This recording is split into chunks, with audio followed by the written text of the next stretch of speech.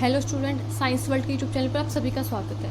आपको पता होगा कि इस चैनल पे हमने नीट 2026 के लिए एक एनसीईआरटी सीरीज़ को स्टार्ट कर रखा है। उस क्लास में हमने 3 चैप्टर अच्छे से देख लिए हैं। सेल वाला चैप्टर, ह्यूमन फिजियोलॉजी का first chapter breathing and exchange of gases, second chapter fluid body fluid and circulation. उसके बाद में आज हमारा थर्ड चैप्टर रहेगा ह्यूमन फिजियोलॉजी का chapter number 16 excretory product and there elimination. आज हम इस चैप्टर को अच्छे से पढ़ेंगे कि हमारी बॉडी के अंदर कौन सा एक्सक्रेटरी प्रोडक्ट्स हैं और उनका हम एलिमिनेशन कैसे करते हैं। बेसिकली हम इसे बोले तो हम इसमें एक्सक्रेटरी सिस्टम को पढ़ना है। हमारी बॉडी का जो एक्सक्रेटरी सिस्टम है वो हम इस चैप्टर में पढ़ेंगे। ठीक है, तो क्लास को स्टार्ट करते हैं, ज़्यादा टाइम वेस्ट नहीं करते हैं। देखो क्या लिखा हुआ है, अपनी अपनी एनसीईआरटी ओपन कर देंगे, सभी बच्चे स्टार्ट करते हैं।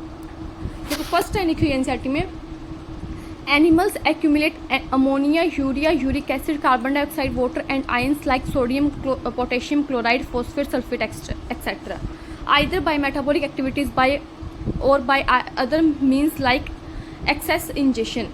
These substances have to be removed totally और partially। देखो क्या लिखा हुआ है 2-3 स्टार्टिंग लाइनों में कि हमारी बॉडी के अंदर क्या हो सकता है, एक्यूमुलेट क्या हो सकता है। एक्यूमुलेट का मतलब होता है जमा होना। अमोनिया हो सकता है, यूरिया हो सकता है, यूरिक एसिड हो सकता है, कार्बन डाइऑक्साइड हो सकता है, वाटर हो सकता है, ions like sodium, potassium, chloride, phosphate और सल्फेट, ये आयन हो सकते हैं। अब ये जो आयन होते हैं ये एक्यूमुलेट होते कैसे हैं, या फिर अमोनिया यूरिया कैसे हमारी बॉडी के अंदर बनता है कि हमारी बॉडी के अंदर क्या चलती है, मेटाबॉलिक एक्टिविटीज़ चलती है। मेटाबॉलिक एक्टिविटीज़ चलती है तो उनसे क्या होता है, ये प्रोडक्ट बन जाते हैं। और इन प्रोडक्ट का हमारी बॉडी से रिमूव होना टोटली या पार्शली असेंशियल होता है। अगर हमारी बॉडी से रिमूव नहीं होंगे बेटा तो हमारे लिए क्या होंगे, हार्मफुल होंगे। तो इस चैप्टर में हमें इन्हें रिमूव करना ही पड़ना है कि कैसे हम हमारी बॉडी से इन्हें रिमूव करते हैं। ठीक है, in this chapter you will learn the mechanism of elimination. देखो यहाँ पे लिखा हुआ है, इस चैप्टर में हम क्या करेंगे, लर्न करेंगे मैकेनिज्म को of elimination of these substances with special emphasis on common nitrogenous waste. ठीक है बच्चों, हम ये जो नाइट्रोजनस वेस्ट कौन से होते हैं, देखो आगे लिख रही है, अमोनिया हो गया, यूरिया हो गया and uric acid are the major forms of nitrogenous waste excreted by the animals. देखो 3 नाइट्रोजनस वेस्ट हमें ध्यान रखना है। मेजर अमोनिया है बच्चों, एक यूरिया है और एक यूरिक एसिड है। ये जो 3 नाइट्रोजनस वेस्ट है मेजर, इनको क्या करेंगे, हम हमारी बॉडी से बाहर निकालेंगे। Ammonia is the most toxic form and require large amount of water for its elimination. आप इस लाइन को अंडरलाइन कर लेंगे, हाईलाइट कर लेंगे। सबसे पहले तो आपको ये लाइन अंडरलाइन करनी है कि हमारी बॉडी में, देखो मैं बता देती हूँ आपको कौन कौन सी लाइन अंडरलाइन करनी है। मेन लाइन जो है, आप फर्स्ट लाइन तो इसको अंडरलाइन करो कि ammonia, urea and uric acid are the major forms of nitrogenous waste excreted by the animals. ये आप लाइन अंडरलाइन करो कि हमारी बॉडी के अंदर क्या, मतलब एनिमल्स की बॉडी के अंदर क्या होता है, नाइट्रोजनस वेस्ट मेजर अमोनिया हो सकता है, यूरिया हो सकता है, यूरिक एसिड हो सकता है। ये 3 मेजर नाइट्रोजनस वेस्ट हो सकते हैं एनिमल्स की बॉडी में, तो आप इसको अंडरलाइन करोगे। सेकंड लाइन जो आपको अंडरलाइन करनी है वो ये है बच्चों कि जो अमोनिया है, जो हमारा नाइट्रोजनस वेस्ट अमोनिया है वो सबसे ज़्यादा टॉक्सिक है। इन तीनों नाइट्रोजनस वेस्ट में सबसे ज़्यादा टॉक्सिक पूछा जाए तो मोर टॉक्सिक कौन है, अमोनिया है। और इसको निकालने के लिए, बॉडी से बाहर निकालने के लिए हमें लार्ज अमाउंट में वाटर की रिक्वायरमेंट होती है। ठीक है, wear uric acid being the list toxic, और सबसे कम टॉक्सिक कौन है बच्चों, यूरिक एसिड सबसे कम टॉक्सिक है। Can be remove with a minimum loss of water, और बहुत कम मिनिमम लॉस ऑफ वाटर से हम इसे बाहर निकाल सकते हैं। आप पेज लो के एनसीईआरटी का और आप लिख सकते हो टॉक्सिसिटी। देखो थोड़ा सा आप इसको ना एक ऐसे साइड में, मैंने बताया ना आपको एनसीईआरटी की साइड में जगह होती है, तो आप ऐसे यहाँ पे लिख लो। देखो सबसे पहले लिखो टॉक्सिसिटी का ऑर्डर लिखो कि सबसे ज़्यादा होती है अमोनिया। सबसे ज़्यादा कौन होती है बच्चों, अमोनिया होती है। फिर उसके बाद में आएगा यूरिया, ये टॉक्सिसिटी का ऑर्डर। फिर आएगा यूरिक एसिड। ठीक है, अब अमोनिया है वो सबसे ज़्यादा टॉक्सिक है, ये मैक्सिमम है। और जो मिनिमम कौन है, यूरिक एसिड है, ये मिनिमम आ जाएगा। ठीक है, आप टॉक्सिसिटी का ऑर्डर लिखोगे। और वाटर का requirement of water, requirement of water for their elimination. इनके एलिमिनेशन के लिए जो वाटर रिक्वायरमेंट होता है वो भी कैसे होगा, सबसे ज़्यादा हमें जो वाटर चाहिए वो अमोनिया के एलिमिनेशन के लिए, जितना ज़्यादा टॉक्सिक होगा उतना ज़्यादा हमें वाटर चाहिए। तो सबसे ज़्यादा वाटर रिक्वायरमेंट किस में होगी, अमोनिया में होगी। देन किस में होगी बच्चों, यूरिया में होगी। देन किस में होगी, यूरिक एसिड में होगी। आप ऐसे साइड में, एनसीईआरटी की साइड में जो जगह होती है वहाँ पे अपना ऑर्डर लिख सकते हो। ठीक है, तो आपको जो लाइन अंडरलाइन करनी है मैं आपको बता दी क्या लाइन अंडरलाइन करनी है। हमें ये बात ध्यान है मैम, हमने एनसीईआरटी में भी पढ़ा है कि हमारी बॉडी के, मतलब एनिमल्स की बॉडी के अंदर 3 मेजर नाइट्रोजनस वेस्ट हो सकते हैं, लाइक अमोनिया हो गया, यूरिया हो गया, यूरिक एसिड हो गया। उसमें से मैम हमें ये बात ध्यान रखनी है कि इन्हें हमें बॉडी से बाहर एलिमिनेट करना होता है। जो अमोनिया है मैम वो मोस्ट टॉक्सिक होता है, सबसे ज़्यादा टॉक्सिक होता है, और उसको बाहर निकालने के लिए लार्ज अमाउंट में वाटर चाहिए होता है। वहीं पे मैम हमने पढ़ा यूरिक एसिड लिस्ट टॉक्सिक है, और उसको हमारी बॉडी से बाहर निकालने के लिए, एनिमल की बॉडी से बाहर निकालने के लिए मिनिमम लॉस ऑफ वाटर होता है, सबसे कम वाटर चाहिए। ओके मैम, इतना हमने पढ़ लिया। उसके बाद में देखो, उसके बाद में एनसीईआरटी बोल रही है the process of excreting ammonia is ammonotelism. जब हम हमारी बॉडी से एक्सक्रीट करेंगे अमोनिया को, उस प्रोसेस को क्या बोलेंगे, बोलो बच्चों, अमोनोटालिज्म बोलेंगे। आप इसको अंडरलाइन करेंगे। अमोनिया को बॉडी से बाहर एक्सक्रीट करने का जो प्रोसेस है बच्चों, उसे हम बोलते हैं मोनोटैलिज्म। और आपको एग्जांपल देना है, एक तो मैनी बोनीफिशीज आ जाएगा। एक्वेटिक एम्फीबियंस, देखो एक्वेटिक क्यों बोला मैंने, अभी हमने देखा कि मैम, आपने भी देखा बच्चों, हमें पता है कि मैम हमें अगर अमोनिया को हमारी बॉडी से बाहर निकालें तो हमें सबसे ज़्यादा वाटर चाहिए। तो आप ही बताओ बच्चों, जो एक्वेटिक एनिमल्स होंगे, एक्वेटिक एम्फीबियंस होंगे, वो पानी के अंदर रहेंगे तो उनके पास में बहुत सारा पानी होगा, उनके पास पानी अवेलेबल है, तो वो क्या कर सकते हैं, अपनी बॉडी से अमोनिया को बाहर निकाल सकते हैं। तो इसलिए हमें क्या ध्यान रखना है बच्चों, एक्वेटिक एम्फीबियंस और aquatic insect are the ammonotelism in nature. अब आपको क्या याद, ये बहुत इंपॉर्टेंट है बच्चों, यहाँ से बार बार क्वेश्चन पूछा जाता है, यहाँ से बार बार क्वेश्चन पूछा जाता है बच्चों कि इसमें से एग्जांपल बताओ, अमोनोटैलिज्म मतलब अमोनोटैलिज्म एनिमल कौन सा है। आपको 4 एग्जांपल दे देगा, उसमें से एक अमोनोटैलिज्म का दे देगा, 2 बाकी यूरिक एसिड या यूरिकोटैलिज्म या यूरोटैलिज्म का होगा, ठीक है। तो क्या ध्यान रखना है, मैनी बोनीफिशीज अंडरलाइन कर लेंगे। एक्वेटिक एम्फीबियंस समझ में आ रहा है, इसको एक्वेटिक क्यों, क्योंकि इसके पास में पानी होगा तो ये अच्छे से क्या कर सकता है, अमोनिया को बाहर निकाल सकता है। And aquatic insect are the ammonotelism in nature, इसको अंडरलाइन कर लेंगे, बहुत इंपॉर्टेंट है। उसके बाद में देखो क्या लिखा हुआ है, ammonia as it is readily soluble in generally excreted diffusion across body surface on through gill surface in fishes and ammonium ions. Kidney do not play significant roles in its removal. एक बात हमें ध्यान रखनी है कि ma'am kidney का ammonia को बाहर निकालने से बॉडी में कोई भी सिग्निफिकेंट रोल नहीं होगा। कैसा रोल होगा, do not play any significant role, कोई भी सिग्निफिकेंट रोल प्ले नहीं करता है किडनी अमोनिया को बाहर निकालने के लिए। तो अमोनिया बॉडी से कैसे बाहर निकलती है बच्चों, अमोनिया निकलती है इन the form of ammonium ions, यहाँ पे लिखा हुआ है अमोनियम आयन के फॉर्म में अमोनिया जो है बॉडी से बाहर डिफ्यूज हो जाती है पूरी बॉडी सरफेस से या फिर गिल्स से। फिश के अंदर गिल सरफेस से या फिर जो एनिमल्स हैं जो पानी के अंदर रहते हैं उनकी पूरी बॉडी सरफेस से अमोनियम आयन की फॉर्म में बॉडी से बाहर डिफ्यूज हो जाती है। डिफ्यूजन हम जानते हैं ma'am, high concentration to low concentration जाना, अलोंग द कंसंट्रेशन ग्रेडियंट जाना चीज़ों का क्या होता है, डिफ्यूजन होता है। जैसे हमने रेस्पिरेशन वाले चैप्टर में पढ़ा था, हमारी बॉडी के अंदर जो गैसेस का एक्सचेंज होता है वो कैसे होता है, इन डिफ्यूजन से होता है। तो डिफ्यूजन क्या होता है बच्चों, इसमें कोई भी एनर्जी खर्च नहीं होती, अमोनियम आयन के फॉर्म में बॉडी से बाहर, बॉडी सरफेस से या गिल सरफेस से फिश में क्या होता है, डिफ्यूजन की प्रोसेस के through along the concentration gradient क्या हो जाता है, अमोनिया का एक्सक्रीशन हो जाता है। और इसमें किडनी का कोई भी सिग्निफिकेंट रोल नहीं है, मोनोटैलिज्म होता है बच्चों। ऐसे वो प्रोसेस जिससे हम क्या करते हैं, बॉडी से बाहर अमोनिया को एक्सक्रीट करते हैं, उसे मोनोटैलिज्म बोलेंगे। 3 एग्जाम्पल ध्यान रखना है, बोनीफिशीज, एक्वेटिक एम्फीबियंस और एक्वेटिक इंसेक्ट, ठीक है। यहाँ पे आपका अमोनिया वाला टॉपिक खत्म होता है। उसके बाद में हम देखते हैं terrestrial adaptation necessitated the production of lesser toxic nitrogenous waste like urea and uric acid for conservation of water. अब देखो जो टेरिस्ट्रियल पे एनिमल्स रहते हैं, लाइक हम हो गए, ह्यूमन हो गए, ह्यूमन पानी में तो नहीं रहता, ह्यूमन धरती पे रहता है। तो ह्यूमन कैसा ऑर्गेनिज्म है बच्चों, ह्यूमन कैसा एनिमल है, टेरिस्ट्रियल एनिमल है। तो हमें टेरिस्ट्रियल हम एनिमल, हम पानी में नहीं रहते, तो हमें एडेप्ट करना पड़ा हमारी बॉडी को ऐसे नाइट्रोजनस वेस्ट निकालने के लिए जो कैसे हो, लेजर टॉक्सिक हो, जो जितना ज़्यादा टॉक्सिक होगा उससे उतना ज़्यादा पानी चाहिए बाहर निकालने के लिए। तो हमने क्या किया, लेजर टॉक्सिक नाइट्रोजनस वेस्ट बनाई like urea and uric acid, जिनको बाहर निकालने के लिए हमें बॉडी से कम पानी बाहर निकालना पड़ता है, जिससे हम क्या कर सकते हैं, हमारी बॉडी के अंदर कंजर्वेशन ऑफ वाटर कर सकते हैं। ये बात आपको ध्यान रखनी है कि टेरिस्ट्रियल एडेप्टेशन के लिए हमने क्या किया, यूरिया और यूरिक एसिड को बनाया, लेजर टॉक्सिक नाइट्रोजनस वेस्ट को बनाया, जिससे कि क्या हो, हम कंजर्वेशन ऑफ वाटर कर सके। मैमल्स में हम आगे, mammals many terrestrial amphibians and marine fishes mainly excrete urea and called uricotelic animals. अब आपको यूरिकोटैलिक एनिमल्स के एग्जांपल मिल गए। सबसे पहले तो ये पता होना चाहिए बच्चों, यूरिकोटैलिक नहीं, यूरियोटैलिक आएगा, मैंने गलत बोल दिया। यूरियोटैलिक एनिमल्स वो एनिमल होंगे जो क्या एक्सक्रीट करेंगे बच्चों, यूरिया एक्सक्रीट करेंगे।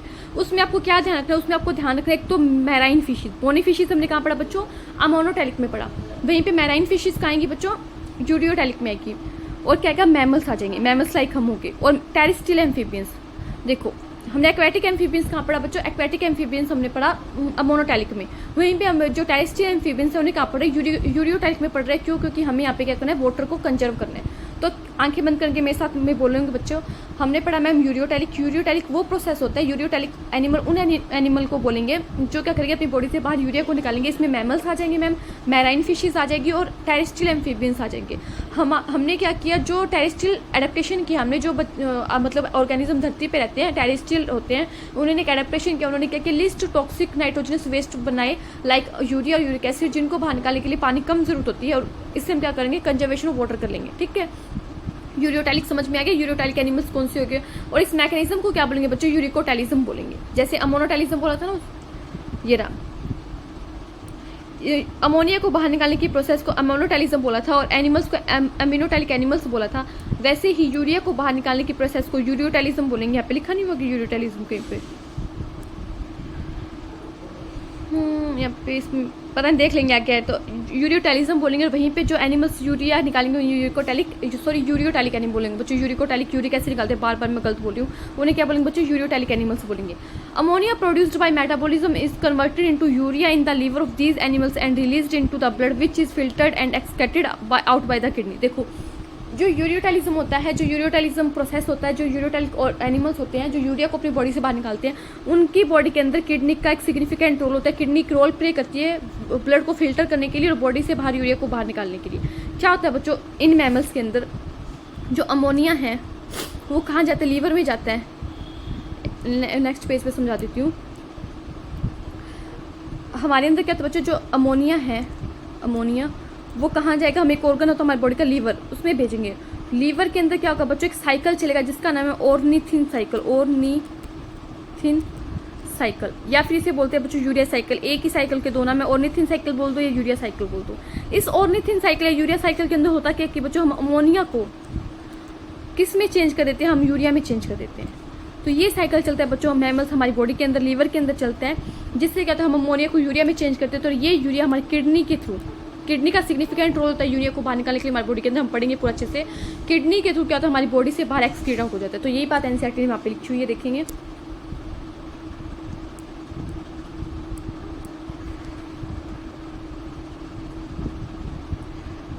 देखो क्या लिखा हुआ है, एक बार इरेज कर देती हूँ। देखो क्या लिखा हुआ है, यहाँ तक पढ़ लिया हमने। यूरियोटैलिक एनिमल बोलेंगे ने। Ammonia produced by metabolism is converted into urea. Ammonia है हमने जो प्रोड्यूस किया उसे क्या करेंगे? हम किस में कन्वर्ट करेंगे? यूरिया में चेंज कर लेंगे इन द लीवर। कहाँ पे होता है बच्चों? लीवर में होता है। कौन सा साइकिल चलता है? ऑर्निथिन साइकिल चलता है या यूरिया साइकिल चलता है of these animals and release into the blood. फिर इस यूरिया को लीवर कहाँ पे ब्लड रिलीज कर देते हैं? ब्लड में रिलीज कर देते हैं। फिर ये ब्लड कहाँ जाते हैं बच्चों? हमारी किडनी में जाता है और किडनी में फिल्टर हो जाता है और उससे बाहर में क्या कर देते हैं? एक्सक्रीट आउट कर देते हैं बाहर हमारी बॉडी से यूरिया को। Some amount of urea may be retained in the kidney matrix of some of these animals to maintain desired osmolality। अब ये बात हमें ध्यान रखनी है, ये लाइन एनसीईआरटी की उठ के आ जाएगी। क्या कुछ अमाउंट में यूरिया हम हमारी किडनी में स्टोर करके रखते हैं, रिटेन करके रखते हैं? यस बच्चों, हम कुछ अमाउंट में यूरिया पूरी बॉडी से बाहर निकालते हैं, कुछ अमाउंट में यूरिया हमारी किडनी के अंदर रिटेन करके रखते हैं, स्टोर करके रखते हैं। इसका रीजन क्या है बच्चों? क्यों? क्योंकि हम हमारी जो बॉडी का ऑस्मोलैरिटी है उसे मेंटेन करना चाहते हैं। तो इसलिए हम क्या करते हैं बच्चों? कुछ अमाउंट में यूरिया हमारी बॉडी के अंदर स्टोर करके रखते हैं, रिटेन करके रखते हैं। ठीक है मैम। उसके बाद में आपको पढ़ना है यूरिकोटैलिक एनिमल। ऐसे एनिमल बच्चों जो क्या करेंगे? हमारी बॉडी से यूरिक एसिड बाहर निकालेंगे, मतलब हमारी बॉडी से नहीं, अपनी बॉडी से। हमने अमोनिया पढ़ लिया, यूरिया पढ़ लिया, अब आएगा यूरिक एसिड। यूरिक एसिड सबसे कम लिस्ट है, मतलब लिस्ट टॉक्सिक है, उसको बाहर निकालने के लिए सबसे कम अमाउंट में वाटर चाहिए। देखो रेप्टाइल, इसके लिए मैंने एक ट्रिक बनाई है। आरबीआई बैंक नहीं होता, आरबीआई बैंक सुना होगा, और लैंड स्नेल। आप इसको ऐसे ध्यान रखते हो, आरबीआई लैंड स्नेल। देखो आर का आ जाएगा रेप्टाइल्स में, नेक्स्ट पेज पे लिख सकती हूँ आरबीआई। देखो क्या ध्यान रखोगे? आरबीआई और लैंड स्नेल। लैंड स्नेल, ये चार एनिमल ऐसे आपको ध्यान रखने हैं, चार ऐसे एग्जाम्पल ध्यान रखने हैं जो कैसे हैं? यूरिकोटैलिक। यूरिकोटैलिक मीन्स यूरिको मतलब क्या निकालेंगे? यूरिक एसिड बाहर निकालेंगे अपनी बॉडी से, यूरिकोटैलिक है। देखो आर से आपको ध्यान रखना है रेप्टाइल्स। आर से आ जाएगा बच्चों रेप्टाइल्स। बी से आ जाएगा बर्ड्स और आई से आ जाएगा इंसेक्ट। ठीक है, तो एग्जाम्पल हो गया आरबीआई, लैंड स्नेल, और लैंड स्नेल तो अपने आप में एग्जाम्पल है। रेप्टाइल्स, बर्ड्स और इंसेक्ट ऐसे एग्जाम्पल हैं, ऐसे एनिमल्स हैं, और लैंड स्नेल जो अपनी बॉडी से बाहर किसको निकालते हैं? यूरिक एसिड को बाहर निकालते हैं। और यूरिक एसिड सबसे कम टॉक्सिक होता है, लीस्ट टॉक्सिक होता है। देखो आप क्या करोगे? आप एक ऐसा चार्ट बनाओगे, आपको चार्ट बनाने, ऊपर लिख रहे नाइट्रोजनस वेस्ट। खुद से ट्राई करोगे बच्चों, मैं आपको एक मतलब एक बता रही हूँ, आउटलाइन बता रही हूँ आपको करना कैसे। खुद से करोगे नाइट्रोजनस वेस्ट, अपने मतलब खुद के सिलेक्शन के लिए खुद को ही मेहनत करनी पड़ती है, दूसरा कोई नहीं करेगा, तो आपको करना है। नाइट्रोजनस वेस्ट लिखा है, उसके बाद में आपने लिखा है 3 नाइट्रोजनस वेस्ट है, मेजरली अमोनिया है, यूरिया है एंड यूरिक एसिड। ये आपको करना है बच्चों, पक्का करोगे। अब अमोनिया के नीचे लिखोगे मोस्ट टॉक्सिक। फिर यूरिया के नीचे रहने तो यूरिक एसिड के नीचे लिखो लीस्ट टॉक्सिक। फिर आप लिखोगे अमोनिया को बाहर निकालने का प्रोसेस होगा अमोनोटैलिज्म। स्पेलिंग रॉन्ग हो सकती है। यूरिया को बाहर निकालने का मैकेनिज्म होगा यूरियोटैलिज्म। वहीं पे यूरिक एसिड को बाहर निकालने का मैकेनिज्म होगा यूरिकोटैलिज्म प्रोसेस जो होते हैं। फिर आप लिखोगे जो एनिमल्स अमोनिया को बाहर निकालते हैं उन्हें बोलेंगे अमोनोटैलिक एनिमल्स। आप लिखोगे, यहाँ पे मेरी जगह नहीं है। जो एनिमल्स, या फिर मैं इसको इरेज कर देती हूँ एक बार, फिर आप पूरा आप खुद से बनाना। फिर आप यहाँ पे लिखोगे जो अमोनिया को बाहर निकालेंगे उन्हें बोलेंगे अमोनोटैलिक एनिमल्स। जो यूरिया को बाहर निकालेंगे उन्हें बोलेंगे यूरियोटैलिक एनिमल्स। वहीं पे जो यूरिक एसिड को बाहर निकालेंगे उन्हें बोलेंगे यूरिकोटैलिक एनिमल। यूरिको, यहाँ पे यूरिको सीओ आ जाता है यहाँ पे, ठीक है, यहाँ पे सीओ नहीं आता, यूरिकोटैलिक एनिमल्स। फिर आप लिखोगे बच्चों इनके एग्जाम्पल। अब इनोटैलिक एनिमल के एग्जाम्पल कौन से है बच्चों, आपको याद रखना है, बोनी फिशेज, एक्वेटिक एम्फीबियंस, और एक्वेटिक इंसेक्ट आपको यहाँ रखना है, ठीक है। फिर यूरियोटैलिक में आप लिखोगे मैराइन फिशेज, ठीक है। फिर आप लिखोगे यहाँ पे क्या, टेरेस्ट्रियल एम्फीबियंस, एक्वेटिक एम्फीबियंस यहाँ पे आएंगे, मोनोटैलिक में यहाँ पे आएंगे टेरेस्ट्रियल एम्फीबियंस, आप खुद से लिखोगे। और यहाँ पे क्या आएंगे, और क्या बच गया, टेरेस्ट्रियल एम्फीबियंस आगे, मैराइन फिशेज आगे, एग्जाम्पल और था ना, क्या था, यूरियोटैलिक, मैमल्स, हम भी तो वही हैं, यूरियोटैलिक यूरिया बाहर निकालते हैं, मैमल्स, ठीक है। फिर आप लिखोगे यूरिकोटैलिक पे तो हमने ट्रिक बनाई हुई है आरबीआई और लैंड स्नेल, ठीक है। फिर आरबीआई का रेप्टाइल आएगा, बी का बर्ड आ जाएगा, आई का इंसेक्ट आ जाएगा, लैंड स्नेल खुद में एग्जाम्पल है। फिर अभी ये फ्लो चार्ट आपका खत्म नहीं हुआ अभी भी, फिर आपको वापस से अपना नीचे लिखना है जो अमोनिया लिखा था नाइट्रोजनस वेस्ट, उसके नीचे लिखना है कि सब मोस्ट रिक्वायरमेंट ऑफ वाटर, सबसे ज़्यादा रिक्वायरमेंट होती है किसकी, H2 की। यहाँ पे लिखोगे लिस्ट रिक्वायरमेंट ऑफ वाटर, जो यूरिक एसिड है उसके नीचे लिखोगे लिस्ट अमाउंट में चाहिए क्या water, list requirement of water, ठीक है। फिर उसके बाद में लिखोगे कि किडनी, जो अमोनिया है उसके अंदर किडनी का इनसिग्निफिकेंट रोल है, kidney plays insignificant role of removal of क्या आ जाएगा, अमोनिया। फिर उसके बाद में लिखोगे यूरिया में कैसा रोल है, सिग्निफिकेंट रोल है। फिर यूरिया वाले के नीचे लिखोगे लीवर में क्या चलता है, ऑर्नेथिन साइकिल चलता है, या फिर जैसे यूरिया साइकिल बोलते हैं, और उसमें क्या होता है, अमोनिया को किस में चेंज किया जाता है बच्चों, उसमें चेंज किया जाता है यूरिया में। और अमोनिया वालों के नीचे लिखोगे कि इसमें अमोनिया कौन सी फॉर्म में रिलीज होती है, अमोनिया माइन की फॉर्म में। और पूरी बॉडी सरफेस या फिर फिशेज में लिखोगे गिल्स से। ऐसा पूरा जो हमने थ्योरी पढ़ी है ना, उसको पूरे फ्लो चार्ट के अंदर कन्वर्ट कर लोगे खुद से। इतना काम आपको करना है बच्चों, और अगर आप करते हो तो आपके लिए बहुत बेनिफिट होगा। एक बार प्लीज़ ट्राई करके देखना, 5 मिनट लगेंगे आपको, हो सकता है 5 से 10 मिनट लगेंगे, पर आप ट्राई करके देखना। तो मैंने आपको बताया तरीका क्या है, इस पूरे पैराग्राफ को आप अपनी मुट्ठी में कैसे कर सकते हो। देखो ये जो पूरा एक पेज हमने एनसीईआरटी का पढ़ा है ना, वो पूरा का पूरा एक पेज आपके एक फ्लो चार्ट के अंदर समा जाएगा, पूरा का पूरा आप उस समेट सकते हो उसे अपने एक फ्लो चार्ट के अंदर, ठीक है। अब देखो हम कहाँ पे थे, देखो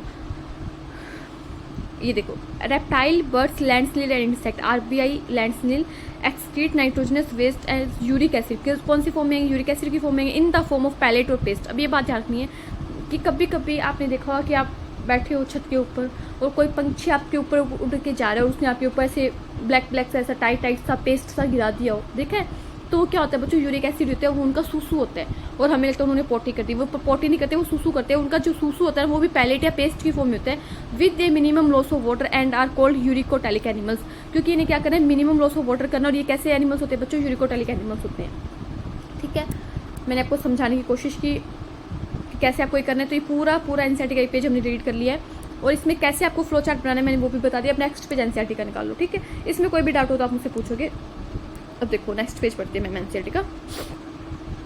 फर्स्ट पेज हमारा कंप्लीट हो चुका है। इसमें क्या लिखा हुआ है, a survey of animal kingdom present a variety of excretory structures. जब हम पढ़ेंगे बच्चों एनिमल किंगडम वाला चैप्टर, जो हमारा 4th नंबर चैप्टर है, 11th क्लास के एनसीईआरटी का 4th नंबर चैप्टर है, उसमें हम पॉरीफेरा वो पूरा पढ़ते हैं ना, Porifera, Coelenterata, Ctenophora, Platyhelminthes, Aschelminthes, Annelida, Arthropoda, Mollusca, Echinodermata, Hemichordata, वो पूरा जो किंगडम है जैसे वो पूरे हम पढ़ते हैं। एनिमल किंगडम को जैसे हम पूरा पढ़ते हैं, तो उसमें हम जब पढ़ेंगे पूरे एनिमल किंगडम को, तो उसमें देखेंगे हमें वैरायटी मिलती है एक्सक्रीटरी स्ट्रक्चर में। जैसे मैमल्स का एक्सक्रीटरी स्ट्रक्चर क्या किडनी है, वैसे ही अलग अलग ऑर्गेनिज्म में बोल सकते हैं अलग अलग स्ट्रक्चर होता है। देखो जैसे in the most of the invertebrate, जो लोअर एनिमल्स है इनवर्टिब्रेट्स, उनमें क्या होगा, these structures are simple tubules form, whereas vertebrate have a complex tubular organ called kidney. जो बच्चों इनवर्टिब्रेट्स है, जो छोटे ऑर्गेनिज्म है, जो लोअर क्लास के ऑर्गेनिज्म है, इनवर्टिब्रेट है, उनमें तो क्या मिलेगा, ये जो मतलब एक्सक्रीटरी स्ट्रक्चर होगा वो सिंपल होगा, ट्यूब्यूल की फॉर्म में होगा। और वहीं पे जो वर्टिब्रेट है, जो हम जैसे कॉम्प्लेक्स ऑर्गेनिज्म है, उनमें क्या मिलेगा, ये ट्यूब्यूल कॉम्प्लेक्स फॉर्म में मिलेगा, कॉम्प्लेक्स ट्यूबुलर ऑर्गन मिलेगा, जिसे हम क्या बोलेंगे, किडनी बोलेंगे, ठीक है। ये बात हमें ध्यान रखनी है। ये बात एनसीईआरटी को उठ के आ जाए तो इनको दोनों को सही मार्कर कहना है कि वर्टिब्रेट के अंदर कॉम्प्लेक्स ट्यूबुलर ऑर्गन प्रेजेंट होता है, जिसे किडनी बोलते हैं। वहीं पे इनवर्टिब्रेट के अंदर स्ट्रक्चर जो होती है वो सिंपल ट्यूबुलर फॉर्म में होती है। Some of these structure are mention here. अच्छा, कुछ स्ट्रक्चर को इन्होंने क्या किया बच्चों, यहाँ पे मेंशन किए, ठीक है। पढ़ लेते हैं हम जो स्ट्रक्चर यहाँ पे मेंशन किए इन्होंने। देखो क्या मेंशन किया हुआ है, प्रोटोनेफ्रिडी और flame cells are the excretory structure in Platyhelminthes. Flatworms, example planaria. Rotifers, some annelid and the Cephalochordata, Amphioxus. Protonophidae are primarily concerned with ionic and fluid volume regulation, osmoregulation. देखो सबसे पहले हमने एक excretory organ पढ़ा जिसका नाम है protonephridia या फिर जिसे बोलते हैं फ्लैम सेल। अब इसको पढ़ने का तरीका क्या है आप देखोगे। सबसे पहले आपको क्या लिखना है, प्रोटोनेफ्रिडिया लिखना है, फ्लैम सेल लिखना है। ये क्या एक एक्सक्रेटरी स्ट्रक्चर है, ठीक है। मैं एक्सक्रीशन वाला चैप्टर पढ़े तो ऑब्वियसली एक्सक्रेटरी स्ट्रक्चर होगा। ये किस में होते हैं बच्चों, प्लेटीहेल्मिन्थेस में होते हैं। प्लेटीहेल्मिन्थेस को हम बोलते हैं फ्लैटवर्म्स, क्योंकि ये चपटे से होते हैं इसलिए हम इनका नाम क्या देते हैं, फ्लैटवर्म्स देते हैं। हम पूरे एनिमल किंगडम में इनको अच्छे से पढ़ेंगे। उस फ्लैटवर्म का एक एग्जाम्पल है प्लेनेरिया। तो एक हमें प्लेटीहेल्मिन्थेस में देखने को मिलेगा। प्लेटीहेल्मिन्थेस का दूसरा नाम है बच्चों फ्लैटवर्म और उसका एग्जाम्पल क्या है बच्चों, प्लेनेरिया। उसी के साथ में कुछ रोटिफर्स में देखने को मिलेगा। रोटिफर्स कुछ एनिमल्स होते हैं। रोटिफर्स सम एनिलिडा, कुछ एनिलिडा में भी देखने को मिलेगा। एंड द सिफेलोकॉर्डेटा में भी देखने को मिलेगा। और सिफेलोकॉर्डेटा का एग्जाम्पल आपको ध्यान रखना एम्फिओक्सस, ठीक है मैम। और प्रोटोनेफ्रिडिया का प्राइमरी फंक्शन पूछ ले। वैसे हम पढ़ते हैं एक्सक्रीशन करना इसका प्राइमरी फंक्शन नहीं है बच्चों। प्रोटोनेफ्रिडिया का प्राइमरी फंक्शन है हमारी मतलब इन जो एनिमल्स है उनकी जो फ्लूइड है, उनका जो आयनिक बैलेंस है उसे रेगुलेट करना, जिसे हम बोलते हैं ऑस्मो रेगुलेशन। ऑस्मो रेगुलेशन का मतलब यही होता है बॉडी का आयनिक और फ्लूइड बैलेंस जो होता है उसे मेंटेन करके रखना। तो प्रोटोनेफ्रिडिया का मेन फंक्शन क्या है बच्चों, प्राइमरी फंक्शन क्या है। ये क्वेश्चन नीट में आ सकता है, PYQ हो सकता है, ये आपको पढ़ना है। इंपॉर्टेंट है कि प्राइमरी फंक्शन हमसे पूछे प्रोटोनेफ्रिडिया का तो एक्सक्रीशन ना हो कि बच्चों क्या है, वाटर एंड जो फ्लूइड और आयनिक बैलेंस है उसे मेंटेन करके रखना, मतलब ऑस्मो रेगुलेशन करना। अब आपको करना क्या है, आपको लिखना है यहाँ पे प्रोटोनेफ्रिडिया। आप कैसे पढ़ोगे इसे, इस चैप्टर में ना कुछ एग्जांपल्स हो रही है तो आपको इस चैप्टर को थोड़ा सा लिख के पढ़ोगे ना तो अच्छे से याद रहेगा। कैसे पढ़ोगे देखो, लिखोगे प्रोटो, थोड़ा सा सुंदर लिखती हूँ मैं भी आपके लिए, प्रोटोनेफ्रिडिया। स्पेलिंग हो सकती है रॉन्ग हो सकती है, प्रोटोनेफ्रिडिया। और इसके ऐसे ही लगा के लिख दोगे स्लैश लगा के फ्लैम सेल, क्योंकि दोनों एक ही चीज़ के नाम। फिर उसके एग्जाम्पल लिखोगे आप, इसके लिखोगे आप एग्जाम्पल। सबसे पहले लिखोगे प्लेटीहेल्मिन्थेस।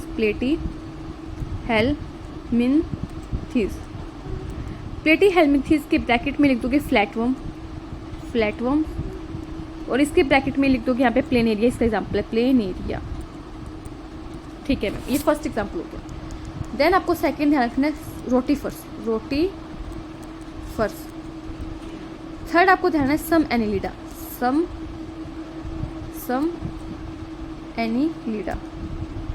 फोर्थ आपको यहाँ पे मैं नेक्स्ट पेज पे लिखती हूँ। फोर्थ आपको ध्यान रखना है सिफेलोकॉर्डेटा,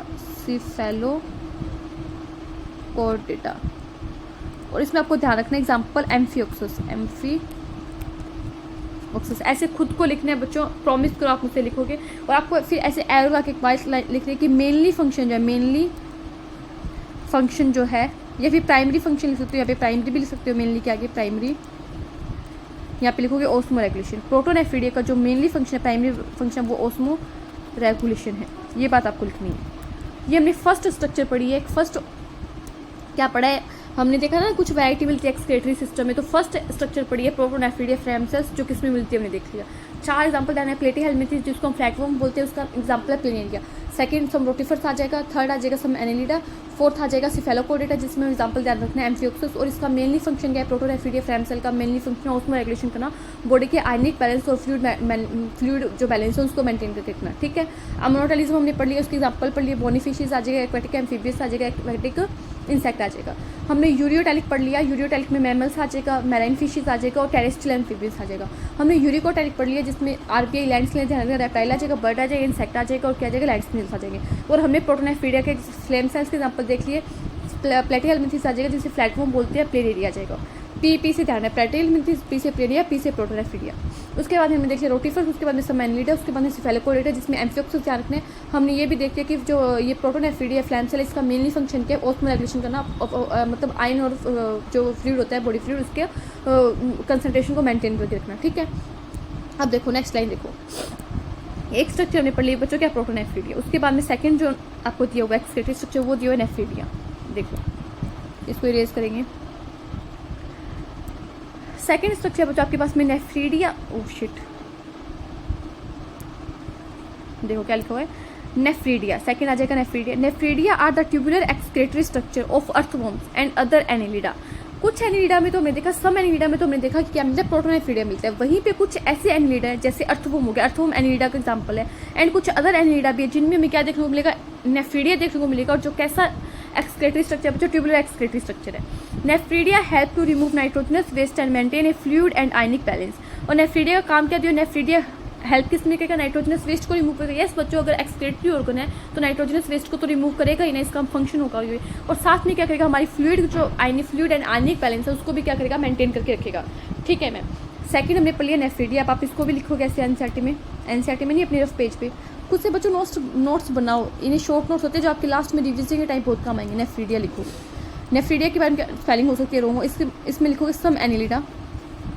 इस एग्जाम्पल में लिखो, यहाँ पे एग्जाम्पल लिख लो, सब एनिलिडा एंड सेकंड लिखोगे अर्थवोम। और इसमें लिख दोगे special tubular structure. Special tubular form में होता है तो ट्यूबुलर स्ट्रक्चर लिख दोगे, ट्यूबुलर स्ट्रक्चर ऐसे इसके ब्रैकेट में लिखो।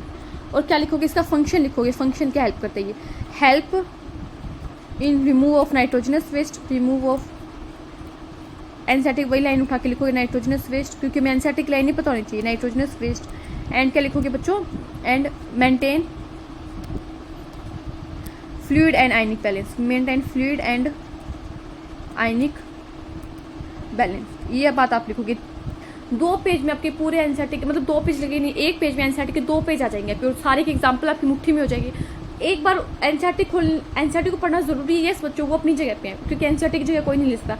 बट अगर आपको सारे एग्जाम्पल आंखों में से निकालने हैं, आपका टेस्ट और आपको एक बार क्विक रिवीजन चाहिए 5 मिनट के लिए, तो आपका वो 1 पेज जो है एनसीईआरटी का, वो आपके सारे एग्जाम्पल आपको रिवाइज कर देगा। एनसीईआरटी के 2 पेज आपके 1 पेज के अंदर सिमट जाएंगे, और खुद की हैंड राइटिंग में लिखे होंगे तो ज़्यादा जल्दी याद होंगे। ये बात याद रखना, खुद से लिखी हुई चीज़ बहुत जल्दी याद होती है। नेफ्रीडिया हो गया, प्रोटोनेफ्रीडिया हो गया। ठीक है मैम, 2 स्ट्रक्चर हमने पढ़ ली, ट्यूबुलर फॉर्म में होता है। ठीक है मैम।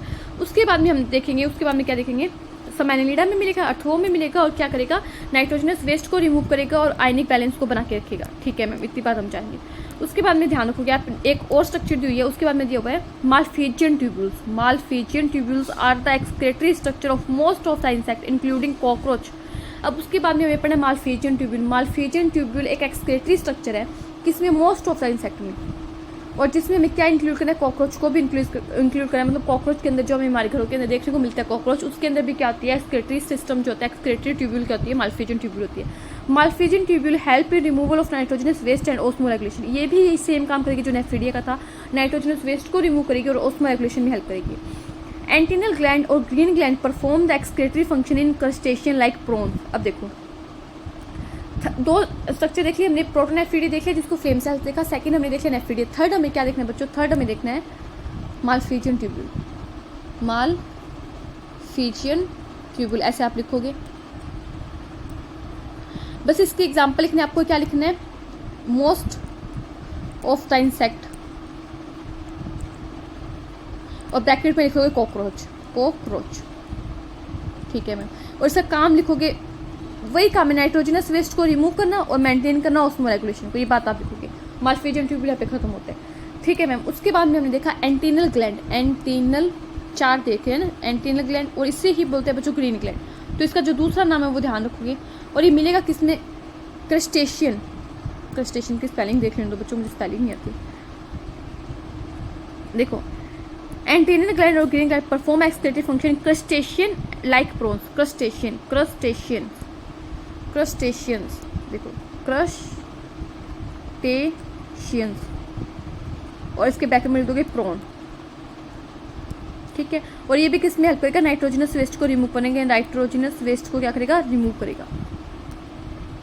ठीक है।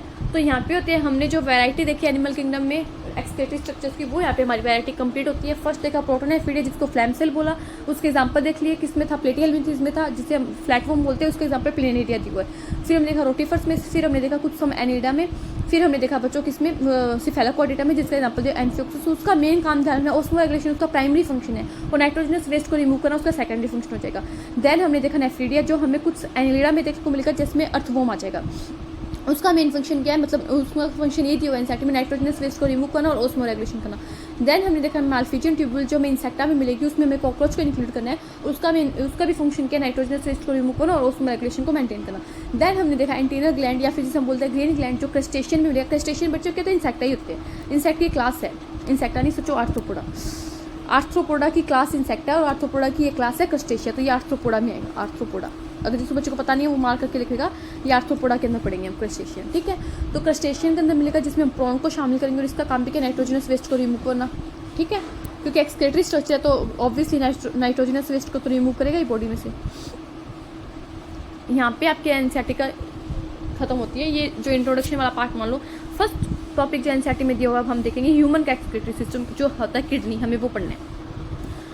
फर्स्ट टॉपिक हमारे सामने बच्चों ह्यूमन एक्सक्रीटरी सिस्टम, जिसे हम प्यार से बोलते हैं किडनी आएगी इसमें, प्यार से तो क्या बोलेंगे, इसमें किडनी आएगी। क्या आएगी देखो, जय माता दी बोलो सारे बच्चे, अपने अपने भगवान जी को याद करो, पहले नहीं किया ना। देखो, in humans the excretory system consist of a pair of kidney. Human का जो एक्सक्रीटरी सिस्टम है बच्चों उसमें हम क्या कंसिस्ट करेंगे, पेयर ऑफ किडनी को कंसिस्ट करेंगे, ठीक है। जो हमें दिख रही है पेयर ऑफ किडनी, ये हमें बना के ये डायग्राम भी हम समझेंगे। In human the excretory system consist of a pair of kidney, one pair of ureter, A urinary bladder and urethra, figure 16.1, ठीक है। किडनी आर एडिशन, देखो क्या होता है, मैं खुद ही बना के दिखा देती हूँ थोड़ा सा।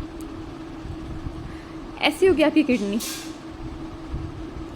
डायग्राम बनाने में अटाइटी है बच्चों मेरा। यहाँ से निकलेंगे आपकी यूरेटर जो ओपन होगी यूरिनरी ब्लैडर में, और यहाँ से आप आ जाएगा आपको यूरिथ्रा। देखो ये है किडनी, दोनों किडनी होगी बच्चों पेयर में, वन पेयर, एक पेयर मतलब दो होगी। ये होगी यूरेटर, यूरेटर भी क्या होगी बच्चों, वन पेयर। ये आ गया बच्चों यूरिनरी ब्लैडर, ये क्या होगा बच्चों, वन पेयर नहीं होगा, ओनली वन ही होगा, इसमें पेयर नहीं आएगा। और ये आ गया यूरिथ्रा,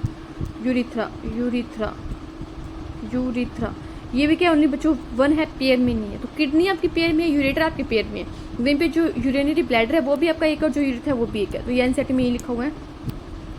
ये डायग्राम देख लो जो मैंने बनाया था वो ज़्यादा सुंदर नहीं बनाया। ये देखो एक किडनी ये रही आपकी और एक किडनी ये रही। तो किडनी तो क्या होगी, पेयर में होगी, वन पेयर किडनी का हो गया। वहीं पे जो यूरेटर निकल रहे हैं आपकी, ये यूरेटर ये भी वन पेयर है, किसमें पेयर में है। वहीं पे जो आपका यूरिनरी ब्लैडर है वो वन है, पेयर में नहीं है। यूरिथ्रा भी आपका वन है, पेयर में नहीं है।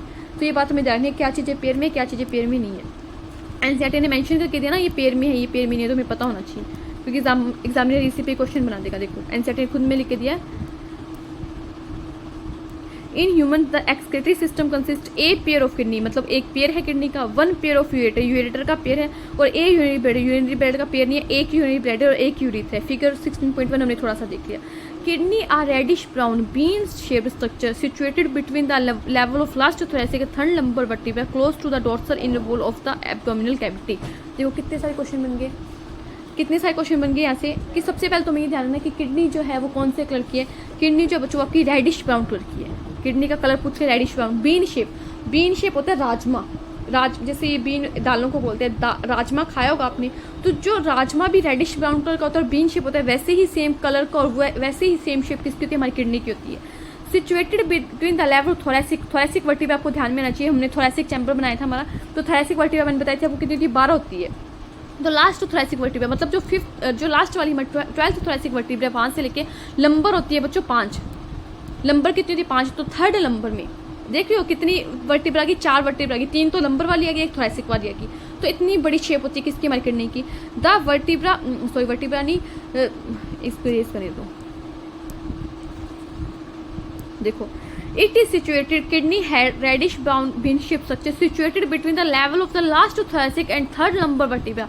टोटल लंबर होती है 5, टोटल थोरैसिक होती है 12, तो 12वें थोरैसिक से ले लंबर के तीसरे तक, कहाँ पे तक, तीसरे लंबर तक क्या होती है, वर्टिब्रा तक क्या होती है, हमारी किडनी होती है on the dorsal inner wall, dorsal side में मतलब पीछे की साइड में। वर्टिब्रा भी डोर्सल साइड में होती है, हमने पढ़ा था थोरैसिक वर्टिब्रा हमारे थोरैसिक चैम्बर का कौन सा पार्ट में थी, डोर्सल पार्ट में थी। वहीं पे हमारी जो किडनी होती है वो भी पीछे सिचुएटेड होती है। और कौन सी कैविटी में बच्चों, एब्डोमिनल कैविटी। ऊपर थोरैसिक कैविटी पड़ी थी हमने जहाँ पे हमारे लंग्स सिचुएटेड थे, और जो नीचे पेट वाला रीजन होता है वहाँ पे हमारी एब्डोमिनल कैविटी होती है, तो वहाँ पे सिचुएटेड होगी, नीचे होगी ईच किडनी। ठीक है मैम, इतना समझ गए। Each kidney of an about human measure. अब देखो इसका साइज देख लो, मतलब इसके कुछ डाटा दिया हुआ है वो देख लो कितना होगा। इसका जो लेंथ होगी किडनी की वो तो होगी 10 से 12 सेंटीमीटर। किडनी की जो लेंथ है बच्चों वो 10 से 12 सेंटीमीटर, किडनी की जो विड्थ है वो 5 से 7 सेंटीमीटर, किडनी की जो थिकनेस है बच्चों वो कितनी है, 2 से 3 सेंटीमीटर है।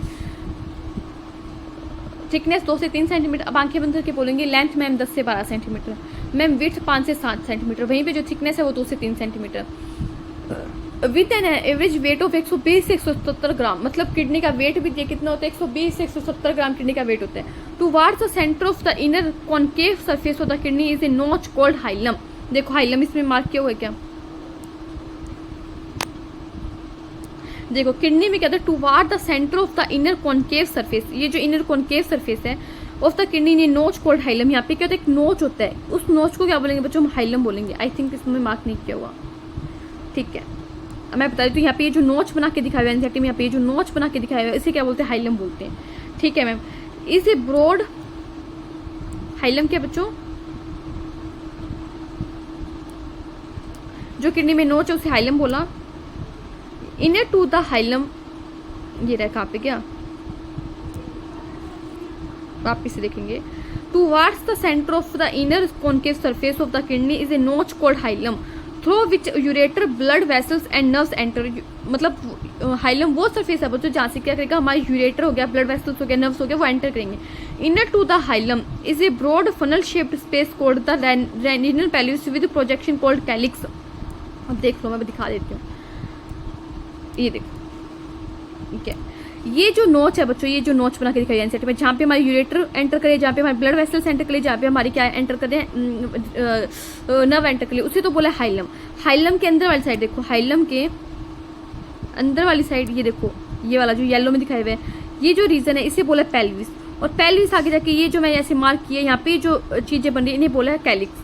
तो सबसे अंदर क्या आएगा, कैलिक्स आएगा। आपसे पूछ ले तो सबसे अंदर कैलिक्स है, कैलिक्स के बाहर क्या आएगा, पेल्विस आएगा, और पेल्विस के बाहर क्या आएगा, हाइलम आएगा, हाइलम आ जाएगा। ये इनर है और ये आउटर है, ठीक है। अंदर कैलिक्स है, फिर पेल्विस है, फिर हाइलम है। हाइलम वो वाला रीजन है जहाँ से हमारी ब्लड वेसल्स हो गया, हमारा क्या होगी, वेन होगी, हमारी ब्लड वेसल्स के अंदर वेन आगी, और हमारी नर्व्स होगी, हमारी यूरेटर होगी, वो एंटर करेगी, ठीक है।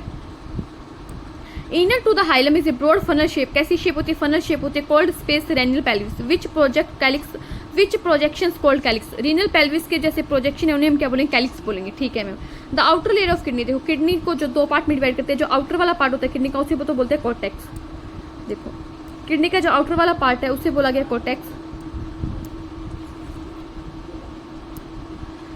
कहाँ पे लिखा, ये रहा किडनी का जो आउटर वाला पार्ट है बच्चों इसे तो बोला गया कॉर्टेक्स। और जो ये मेडुला की शेप में, इन्हें बोलेंगे मेडुलरी, मेडुलरी पिरामिड, ठीक है। देखो क्या लिखा हुआ है, the outer layer of kidney is A tough capsule. Outer side में क्या होता है, टफ कैप्सूल होता है, ठीक है। Inside the kidney there are two zones, an outer cortex and inner medulla, ठीक है। The medulla is divided into a few conical masses, medullary pyramid. ऐसे क्या होते हैं किडनी के अंदर, ऐसे हमें क्या देखने को मिलते हैं, पिरामिड देखने को मिलते हैं। जो मेडुला तो वैसे पिरामिड में बंटा हुआ होता है जिसे बोलेंगे medullary pyramid. Projections into the calyx, single calyx, the cortex extend in between the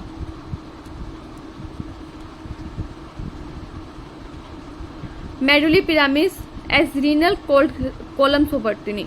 देखो क्या बोल रही है, ये देखो ये क्या बच्चों, सॉरी कॉर्टेक्स वाला पार्ट है हमारा, ये कॉर्टेक्स वाला पार्ट है एनसेल, और ये रीनल कैप्सूल, टफ कैप्सूल हो तो उसे बोलेंगे रीनल कैप्सूल, ठीक है मैम। ये हमारे क्या हो गए बच्चों, मेडुलरी पिरामिड हो गए। कॉर्टेक्स का ये वाला पार्ट है, कॉर्टेक्स का ये वाला पार्ट जो बीच बीच में जा रहा है, मेडुला के बीच बीच में कॉर्टेक्स का जो पार्ट जा रहा है उसे बोलते हैं रीनल कॉलम, और उसे बोलते हैं column of Bertini, column of Bertini. NCERT ने लाइन लिखी कॉलम ऑफ बर्टिनी, ठीक है। ये बात लिखी है एनसीईआरटी ने, medullary pyramid as renal column as renal column called column of Bertini. जो रीनल कॉलम उसे हम क्या बोलेंगे बच्चों, कॉलम ऑफ बर्टिनी बोलेंगे, ठीक है ma'am. Each kidney has nearly 1 million complex tubular structure called nephron, which are the functional unit each nephron has 2 parts। देखो क्या होता है, हमारी किडनी का जो फंक्शनल यूनिट है वो क्या बच्चों, नेफ्रॉन है। और ईच नेफ्रॉन मतलब ईच किडनी के अंदर कितने नेफ्रॉन थे, 1 million। मैंने आपको पहले ही बताया था जब हमने आरबीसी का नंबर देखा था, 5 to 5.5 million पर mm³ में आरबीसी थी, पर mm³ ब्लड में, तो मैंने बताया था 1 million किसके बराबर होता है, 10 लाख के बराबर होता है। तो एक किडनी के अंदर 10 लाख नेफ्रॉन है, वहीं पे दूसरे किडनी में भी 10 lakh nephron, total 20 lakh nephron हो गए हमारे पूरे बॉडी के अंदर। और जो नेफ्रॉन है बच्चों वो हमारी किडनी का कैसा स्ट्रक्चर है, फंक्शनल स्ट्रक्चर है, फंक्शनल यूनिट है, ठीक है मैम। ईच नेफ्रॉन, अब नेफ्रॉन के बारे में पढ़ेंगे, नेफ्रॉन क्या होता है। Each nephron has 2 part, the glomerulus and the renal tubule. हर जो नेफ्रॉन है, ये देखो नेफ्रॉन की स्ट्रक्चर दिखाती हूँ मैं, ये नेफ्रॉन है, ये बच्चों nephron, A diagrammatic representation of nephron showing blood vessels duct and tubules. देखो ये जो नेफ्रॉन है, ऐसे 10 लाख नेफ्रॉन होंगे किडनी में, 10 लाख नेफ्रॉन, ठीक है। इसके दो पार्ट होते हैं, एक तो होता है ये ग्लोमेरुलस जो आपको कैपिलरी से मिलकर पार्ट दिखाई, तो ये तो होता है ग्लोमेरुलस, और ये पूरा जो ट्यूब्यूल से मिलकर पार्ट बनाए इसे बोलेंगे ट्यूब्यूल पार्ट। तो नेफ्रॉन के दो पार्ट है, एक तो ग्लोमेरुलस है और एक ट्यूब्यूल पार्ट है, ठीक है। मैं हम स्ट्रक्चर देखिए, मैं थोड़ा सा आइडिया लग गया कि क्या होता है। देखो each nephron has two part, the glomerulus and the renal tubule. Glomerulus is a tuft of capillaries formed by the afferent arteriole, a fine branch of renal artery। देखो जो रीनल आर्टरी आएगी वो ऐसे क्या करेगी, एक ब्रांच बना लेगी जिसे क्या बोलेंगे, एफरेंट आर्ट्रियोल बोलेंगे। आर्टरी से छोटी होती है आर्ट्रियोल, ये बात हमने पढ़ी है ब्लड वेसल्स में, आर्टरी से छोटी होती है आर्ट्रियोल होती है। A fine branch of renal artery, blood from the glomerulus is carried away by an efferent artery. देखो जो ब्लड को अंदर लेके आएगी ग्लोमेरुलस के अंदर, जो ग्लोमेरुलस, ये जो ग्लोमेरुलस बनाया है कैपिलरी का गुच्छा, उसके अंदर जो ब्लड लेके गई उसे तो बोलेंगे एफरेंट आर्टरियोल, और जो ब्लड को बाहर लेके जाएगी उसे बोलेंगे इफरेंट आर्टरियोल, ठीक है। तो ये बात आंसर ले, अवे फ्रॉम द लेके जाएगी वो तो इफरेंट हो गया, अवे लेके जाएगी वो तो इफरेंट हो गया, जो अंदर लेके आएगी वो हो गया एफरेंट, ठीक है। The renal tubule begins with A double wall cup like structure called Bowman's capsule. देखो रीनल ट्यूब्यूल की स्टार्ट कहाँ से होती है, डबल वॉल का कप लाइक स्ट्रक्चर होता है, ये देखो ये बनाया डबल वॉल का कप लाइक स्ट्रक्चर होता है जिसे बोलते हैं बोमन्स कैप्सूल, वहां से हमारी रीनल ट्यूब्यूल की स्टार्टिंग होती है, ठीक है मैम। कहाँ पे गया, विच इनक्लोज द ग्लोमेरुलस, और ये जो बोमन्स कैप्सूल है वो क्या करता है हमारे, ये देखो दिखाती हूँ आपको, ये जो हमारा बोमन्स कैप्सूल है वो क्या करता है हमारे ग्लोमेरुलस को क्लोज करके रखता है। ये ग्लोमेरुलस किसमें, बोमन्स कैप्सूल के अंदर है, ठीक है ma'am. Which encloses the glomerulus along with Bowman's capsule called the Malpighian body और रीनल कॉर्पसल्स। दोनों को मिला के, ग्लोमेरुलस को मिला के और बोमन्स कैप्सूल को मिला के इकट्ठे को क्या बोलेंगे, ये बोलेंगे माल्फिजियन कॉर्पस, माल्फिजियन बॉडी बोलेंगे। माल्फिजियन ट्यूब्यूल तो हमने इंसेक्टा में देखी थी, ट्यूब्यूल मत कर देना, माल्फिजियन बॉडी बोलेंगे, या फिर रीनल कॉर्पसल बोलेंगे, रीनल कॉर्पसल बोल देंगे, रीनल एक ही बंदे के दो नाम है, रीनल कॉर्पसल बोल देंगे, या फिर बोल देंगे Malpighian body. The tubule continue further to form a highly coiled network proximal convoluted tubule.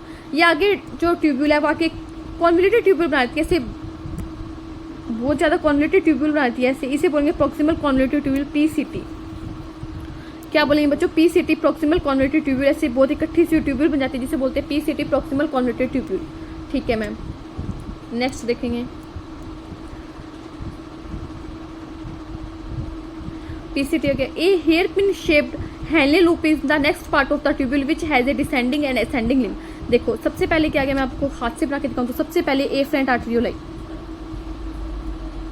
खुद से ड्रॉ करेंगे, एफरेंट आर्टरियोल आई, एफरेंट आर्टरियोल ने क्या कर दिया, यहाँ पे गुच्छा बना लिया, ग्लोमेरुलस बना लिया, फिर इफरेंट आर्टरियोल बाहर चली गई, फिर इसको कौन क्लोज करके रखेगा, बोमन्स कैप्सूल क्लोज करके रखेगा, डबल वॉल्ड होता है, बोमन्स कैप्सूल होता है।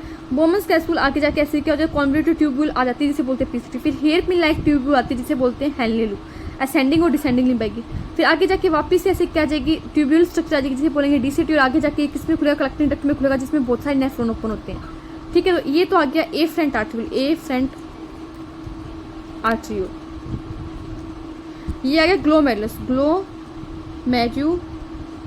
ये आ गया इफरेंट आर्टरियोल, इफरेंट आर्टरियोल, ठीक है। ये आ गया बोमन्स कैप्सूल, बोमन्स कैप्सूल। ये आ गई बच्चों हमारी पीसीटी। ये आ गया हमारा हैंले लूप, हैंले लूप।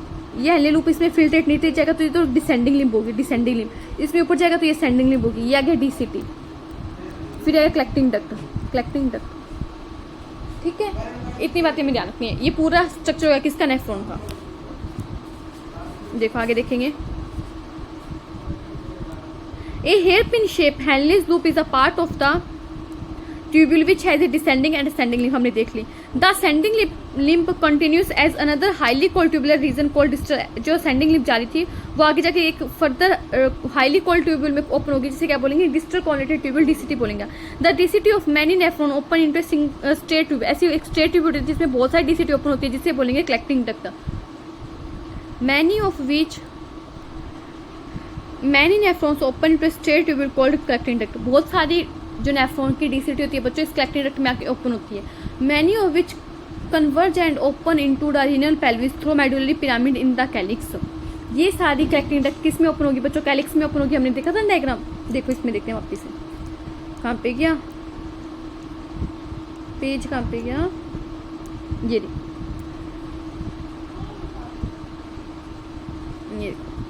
ये सारे यहाँ पे नेफ्रॉन होंगे, ये सारे नेफ्रॉन है ऐसे दिखाई हुए। ये नेफ्रॉन आके जाके किस में ओपन हो जाएंगे बच्चों? कैलिक्स में ओपन हो जाएंगे। ठीक है, ये बात एनसीईआरटी ने लिखी हुई है। फिर आगे देखेंगे,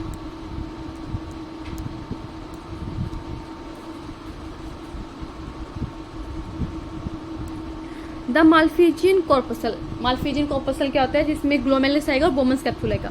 PCT and DCT of the nephron are situated in the cortical region of the kidney.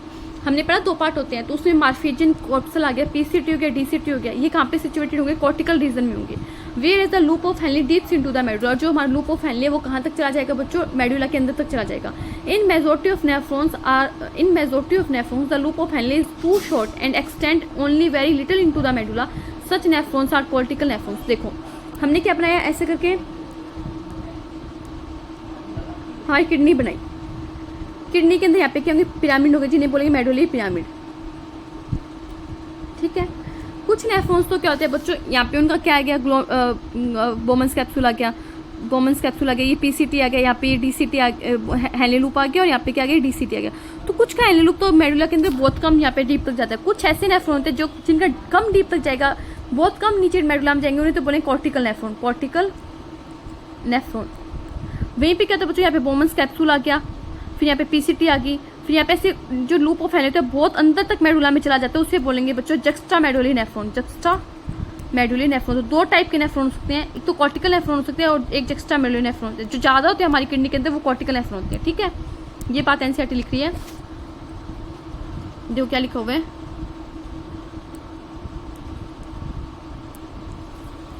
देखो इन मेजॉरिटी ऑफ बहुत ज्यादा नेफ्रॉन में क्या होता है? The loop of Henle is too short. Loop of Henle छोटा होता है and extend only very little into the medulla. Medulla के अंदर बहुत लिटिल तक जाता है। इस टाइप के नेफ्रॉन को क्या बोलते हैं? वो जो कॉर्टिकल नेफ्रॉन्स बोलते हैं। इन सम ऑफ द नेफ्रॉन्स, कुछ ऐसे नेफ्रॉन्स होते हैं जिनका loop of Henley very long होता है और run deep into the medulla, deep तक जाता है मेडुला में। उन्हें क्या बोलते हैं? उन्हें बोलते हैं जक्स्टा मेडुलरी नेफ्रॉन। तो नेफ्रॉन 2 टाइप के होंगे मेडुला के अंदर जाने के हिसाब से। जो मेडुला के अंदर डीप तक जाएंगे उन्हें तो बोलेंगे जक्स्टा मेडुलरी नेफ्रॉन, जो कम होते हैं, और जो मेडुला के अंदर बहुत कम जाएंगे, ऊपर तक ही रहेंगे, उन्हें हम बोल देंगे कॉर्टिकल नेफ्रॉन, जो ज़्यादा होते हैं। The efferent arteriole. अब देखो आगे क्या लिखा हुआ बच्चों? The efferent arteriole. अभी मैं पता नहीं जो इफरेंट आर्टेरियोल कौन सी आर्टेरियल होते हैं बच्चों? इफरेंट आर्टेरियल वो आर्टेरियल होते हैं जो ब्लड को ग्लोमेरुलस से बाहर लेके जाएगी।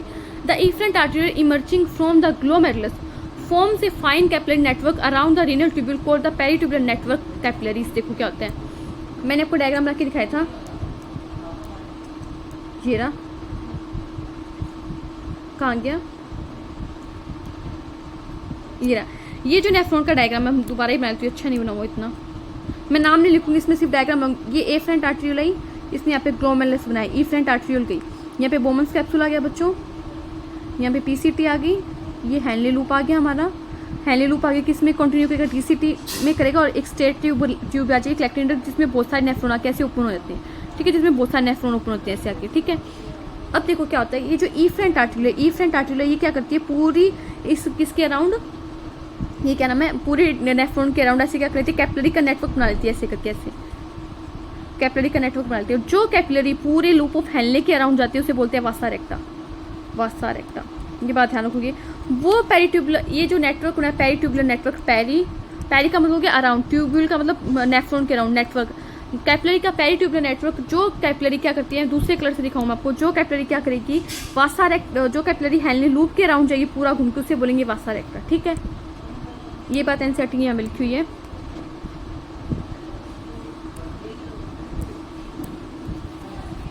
इफरेंट आर्टेरियल क्या करेगी? The efferent arterial emerging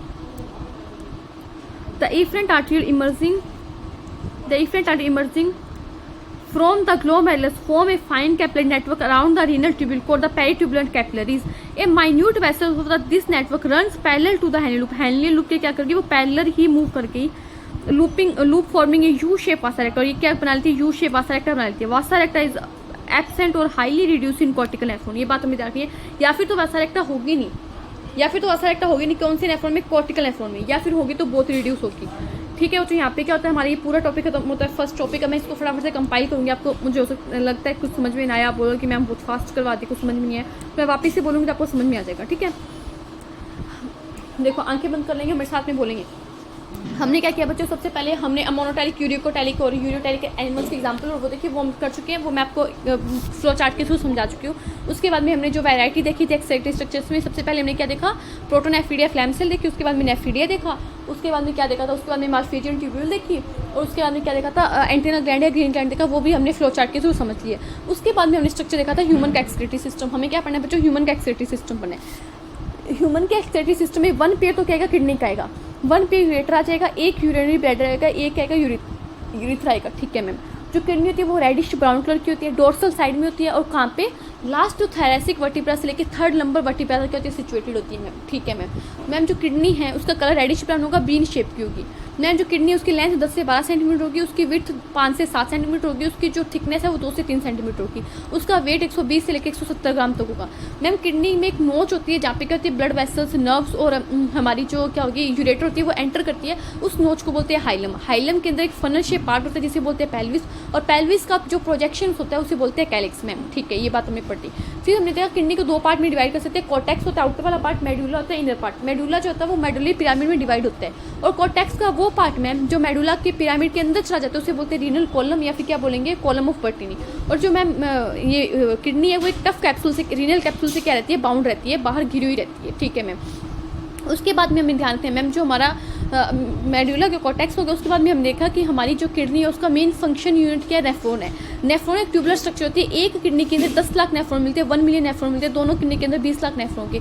nephron के 2 पार्ट होते हैं, एक तो ग्लोमेरुलस होता है, एक रीनल ट्यूब्यूल होती है। ग्लोमेरुलस के मैम कैपिलरी का गुच्छा है, जो आर्टरी की जो ब्रांच ब्लड लेके आएगी उसे तो बोलेंगे एफरेंट आर्टरियोल, और जो लेके जाएगी उसे बोलेंगे इफरेंट आर्टरियोल। मैम ग्लोमेरुलस और बोमन्स कैप्सूल दोनों को मिला के, रीनल ट्यूब्यूल का फर्स्ट पार्ट होता है, बोमन्स कैप्सूल दोनों को मिला के बोलते हैं माल्फिजियन बॉडी या रीनल कॉर्पसल्स। ठीक है मैम। सबसे पहले बोमन्स कैप्सूल आ जाएगा, फिर पीसीटी आ जाएगा, फिर हेनले लूप आ जाएगा, फिर डीसीटी आ जाएगा, फिर क्लैक्टिन डक्ट आ जाएगी। ठीक है मैम। हमने 2 टाइप के नेफ्रॉन पढ़े मैम, एक कॉर्टिकल नेफ्रॉन पढ़ा और एक पढ़ा जक्स्टामेडुलरी नेफ्रॉन। कॉर्टिकल नेफ्रॉन वो नेफ्रॉन होता है जिसका जो हेनले लूप होता है वो मेडुला के अंदर बहुत कम डीप तक जाता है, लिटिल डीप तक जाता है, और वहीं पे जक्स्टामेडुलरी नेफ्रॉन का जो हेनले लूप होता है वो बहुत ज़्यादा डीप तक जाता है, ये नंबर में कम होते हैं, कॉर्टिकल नेफ्रॉन ज़्यादा होती है। जो पेरीट्यूबुलर जो इफरेंट आर्टरी है वो क्या करती है, हमारे ट्यूब्यूल के अराउंड क्या करती है, कैपिलरी का नेटवर्क बना लेती है जिसे बोलते हैं पेरीट्यूबुलर नेटवर्क। और पेरीट्यूबुलर नेटवर्क का वो वाली वेसल्स जो क्या करती है, हमारी हेनले लूप के बाहर यू शेप बनाती है, उसे बोलते हैं वासा रेक्टा। और जो कॉर्टिकल नेफ्रॉन होते हैं उसमें या तो ये एब्सेंट होगी या फिर बहुत कम होगी, मतलब बहुत होगी तो क्या होगी, हाईली रिड्यूस होगी, बहुत कम देखने को मिलेगी, हाईली रिड्यूस होती है। ये रहा देखो, ये ग्लोमेरुलस और बोमन्स कैप्सूल को मिला के हमने क्या बोल दिया, माल्फिजियन बॉडी बोल दिया या फिर रीनल कॉर्पसल्स बोल दिया। ठीक है, ये हमने पढ़ लिया पूरा चैप्टर। उसके बाद में ध्यान हमारे नेफ्रॉन का जो ग्लोमेरुलस हो गया और जो मतलब बोमन्स कैप्सूल को मिला के माल्फिजियन बॉडी हो गया, पीसीटी या डीसीटी हो गया, कौन से रीजन में होते हैं, ये यहाँ पे होते हैं कॉर्टेक्स वाले रीजन में होते हैं। ठीक है मैम, इतनी बात हमें ध्यान रखनी है। ठीक है, ये वाला पेज हो गया। एफरेंट आर्टरियल मैम ब्लड लेके आएगी, इफरेंट आर्टरियल ब्लड वापस लेके जाएगी। ठीक है मैम, ये पेज हो गया। लेंथ और विड्थ देख ली, फनल शेप की ये देख ली, पेल्विस और ये देख ली हमने, सारा प्रोजेक्शन होता है। ठीक है बच्चों, यहाँ पे हमारा लेक्चर खत्म होता है। थैंक यू आप लोगों का इतना टाइम देने के लिए, मेरे लेक्चर को देखने के लिए। अगर वीडियो अच्छी लगी तो लाइक शेयर सब्सक्राइब करो, हंसते रहो, मुस्कुराते रहो, हमेशा पढ़ते रहो। Thank you. Like share subscribe to my channel.